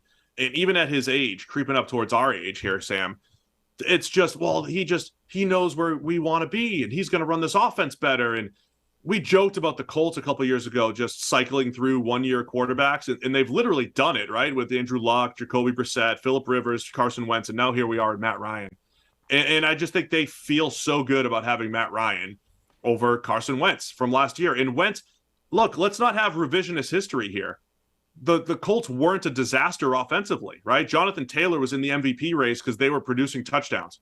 And they were 4th or 5th in the league in scoring last year if you're just using total points. They weren't a disaster offensively. But now Matt Ryan should be an upgrade. I'm not sure it's a massive upgrade, but it should be an upgrade over Carson Wentz. At the very least, distribute the ball, get Michael Pittman involved, get some of the tight ends involved, let Jonathan Taylor do his thing. So that's where the intrigue is coming from the Colts. Plus some better pass rush, I think, on the other side with some moves they've made. So I like the Colts. I've been back and forth on this one. 7 points is a lot, but I like the Colts to cover against the Texans here. I don't know if the Texans are ready. Ryan is just such a difficult quarterback to pin down because, okay, the grade overall last season was kind of middling, 75-ish, but we had like 5 elite games. We had another 3 that were pretty disastrous, and then a bunch of below-average games. It looked a lot like, remember when Phillip Rivers was reaching the end, and it was, you were either going to get amazing Phillip Rivers or terrible Phillip Rivers, nothing in the middle, and it would kind of shake out to above average over the course of the year. The Colts have almost traded a guy who probably had a lower baseline in Wentz last season, but and still had the terrible games, but didn't have as many amazing ones for Matt Ryan, who is probably going to have more terrible games, more great games, and maybe the baseline because of that sort of shakes out to an upgrade. But it's a very interesting dynamic now they have a quarterback, because Ryan has shown in those elite games that he's still capable of having great performances, that he's still capable of leading a really good offense. But he also had 3 games with 3 turnover-worthy plays. They had 2 more with multiple turnover-worthy plays. It's going to be a roller coaster for Matt Ryan. Yeah, my whole thing, we get a lot of fans ask questions about our grades and how we weigh them and how we use them. But a lot of the analysis, when fans throw the grades at us, it's like, well, last year, here's the number, right? Last year, this guy graded at this number and this guy graded at that number. But it goes to more than that. Like, if you just look at the careers of Matt Ryan and Carson Wentz, we're talking about Matt Ryan in this dip in his career with these mid-70s grades, which is essentially where Carson Wentz has settled into. We're 2 years removed from Matt Ryan grading at 83, which is pretty close to Carson Wentz's peak, which was that 2017 MVP caliber season that we always talk about, right? So that's a lot of the point of using the grades, is you can't just use 1 year. I think Matt Ryan's baseline is higher. It might be a roller coaster, but he's going to bring more consistency, still more consistency, but you can still have some bad games in there as well, right? Like in-game throw-for-throw consistency will be there, even though Matt Ryan at his age could still have some bad games, some bad weather games, some outdoor games, whatever it might be, if that all makes sense. The baseline is higher for the Colts. They were a fringe playoff team last year. I think they'll be better, and I like them to cover this week by 7. Yeah, I think they will be better, but I am buying into the idea that Houston can cause them problems in week 1 and that they will cover 7 points. All right, last game of the week, Jacksonville Jaguars at the Washington Commanders, the Commanders' debut. And boy, I got suckered in last year. I think every single week I just took Jacksonville. Oh, they'll definitely be better. They'll definitely be better. And here I am again. Jacksonville, 2.5-point underdogs on the road against the Commanders. And I'm like, no, there's no way. It won't be as bad as Urban Meyer's Jaguars. And Trevor Lawrence is going to be better. And Doug Peterson is going to get them back on track. So here I am picking the Jags again like I did all last year. Good work. Yeah, look, I I think everyone's going to be focusing on the Jacksonville offense. Trevor Lawrence, can they take a giant leap forward versus the dumpster fire from last year? I'm actually kind of intrigued by the other side of the ball, though. Jacksonville's defense, with the players that they've assembled, and can they cause this Washington offense some real problems? Because obviously Trayvon Walker is this kind of focus of the offseason, the number one overall pick, the unique athleticism and physical tools that he brings to the table versus average production in college at best. Same kind of story in preseason, right? You watched his tape and the ability that he has obviously flashed, but you watch the kind of sum totality of it all and you're like, okay. Devin Lloyd, another rookie that they added, but you've got Josh Allen, the other Josh Allen, former first-round pick. All of a sudden, you've got Caleb Chason, who hasn't really done much at all, but you bring in a guy like Arden Key, who actually has turned into like a legit pass rusher all of a sudden. So when they bulked him up, he was playing on the interior a little bit more last year. Yeah, and he really has become legit across the last couple of years. So you've got a unique freak in terms of athleticism like Trayvon Walker. You've got a pretty good player in Josh Allen. You've now got another pretty good player in Arden Key. And even if Caleb Chason is just a swing and a miss and a guy that's not going to factor, you've got players that can cause some problems, particularly when you add in like some real interior kind of strength up the middle and your guy Fatukasi.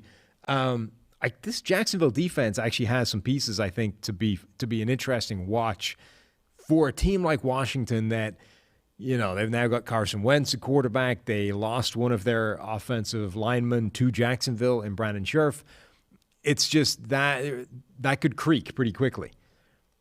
Yeah, I mean, Washington was good up front, but you mentioned the loss of Scherf, and you mentioned how Jacksonville all offseason maybe didn't seem like they had a plan because they added so many pieces. But I think all of that's going to add up to them just being just a better squad. I am looking forward to seeing that pass rush and how they deploy Trayvon Walker and all those guys that you mentioned. The potential's there.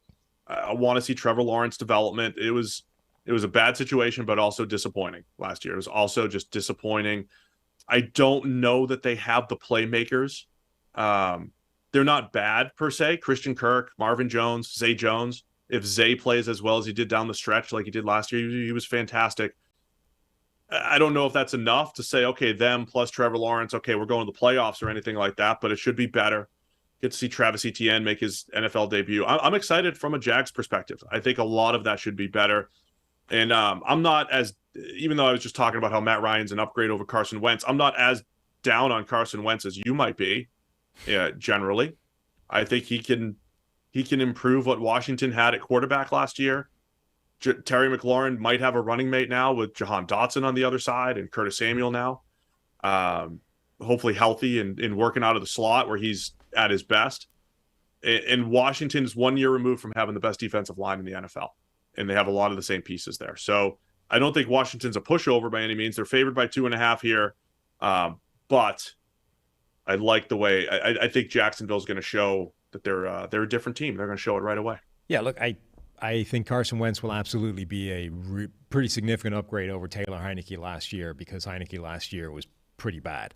But I think there's some reasons to be concerned about Washington on both sides of the ball. The offense with Carson Wentz there, the defense, as much as the talent level, I think is still good on an individual player level. As you said, the defensive line, they've got players in the secondary that should be good.